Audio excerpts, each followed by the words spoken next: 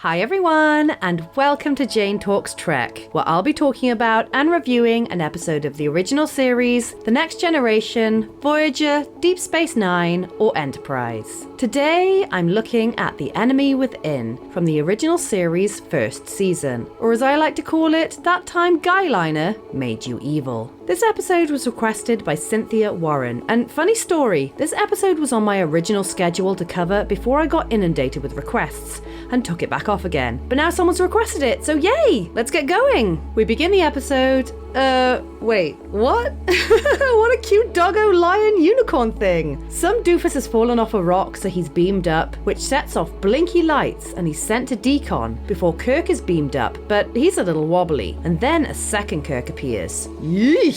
And into the credits we go. Duplicate Kirk, who I'm gonna call Dupe, caresses the transporter console, but is interrupted by this guy, while the real Kirk gets home to find Rand, who he dismisses quickly and lies down. Dude, how can you sleep with that grumpy Spock bust staring at you? McCoy is healing the clumsy dude when Dupe walks in, so he's booted out, and he grabs McCoy demanding booze before breaking into Rand's room. Randomly shirtless Kirk is visited by Spock checking up on him after the alcohol thing, which Kirk finds funny, so Spock leaves, but then he and Kirk swing by to see Scotty, who shows them how the transporter has created an angry duplicate of the lion dog thing, so Scotty says they can't risk beaming up the landing party. Rand gets home and looks in the dirtiest mirror in history before being creeped on by Dupe and his Eyeliner. Can I help you, Captain?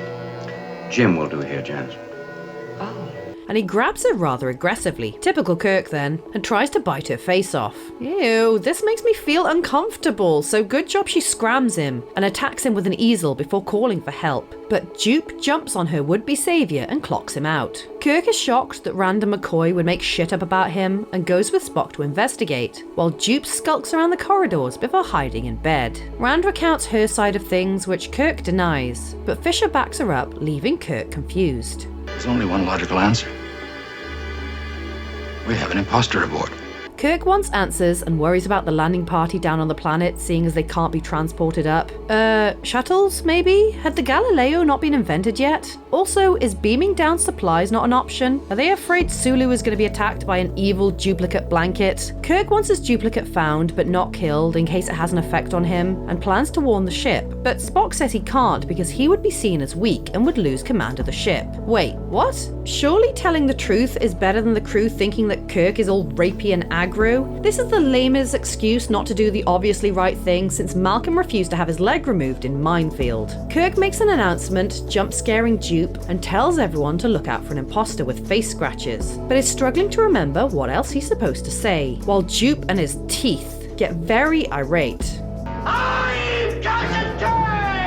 He silly putties his wounds away and attacks this guy, which is reported to Spock, who goes with Kirk down to the lower levels to hunt him down. And with no backup, they decide to split up, so of course Dupe goes for Kirk. And they wander around for a bit until Spock nerve pinches him out, which blows a hole in the ship. Spock is very interested in the idea of good versus evil and says Kirk needs his evil side to be a good captain, while Scotty inspects the damage and Sulu and the others huddle up on the surface. They're in pretty high spirits, all things considered, but they would very much like to be rescued now. However, Spock tells them tough and to just survive.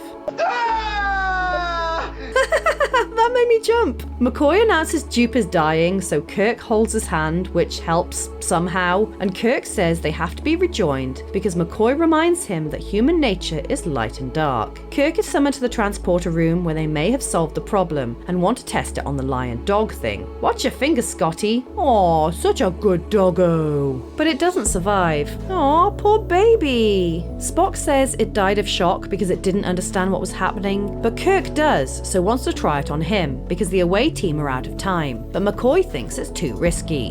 Help me. Somebody make the decision.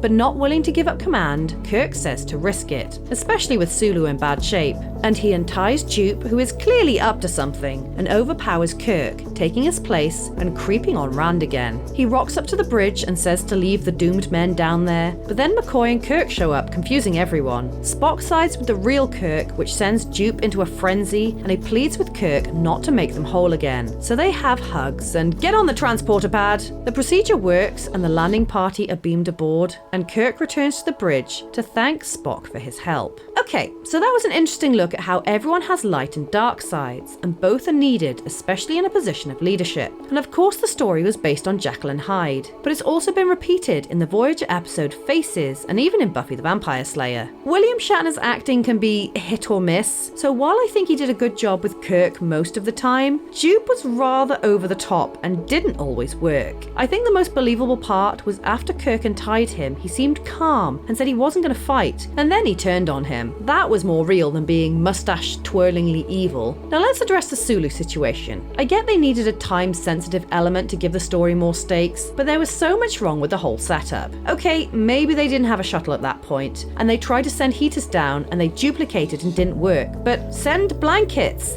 flasks of hot coffee, a shelter, anything to help them survive that wouldn't matter if it was duplicated. And on Sulu's side of things, they didn't help themselves. They just lay around in the open doing nothing. Go find a cave or make one using your phasers or something. Don't just wait for death. That seems dumb. Don't get me wrong, I'm impressed with what this show accomplished for the time, but it really does feel like an early episode with how many things were overlooked. The episode itself is fine, but scratch the surface and things start to unravel a bit. So there you have it. That was The Enemy Within. If there's an episode of Star Trek you'd like me to cover, pop it down in the comments below or come say hi on social media. If you enjoyed my video, then please hit that like button, it really does mean a lot, or consider subscribing if you want to be assimilated into my channel. Alternatively, feel free to check out my other YouTube channels. Thank you so much for watching, I'll speak to you soon, and live long and prosper.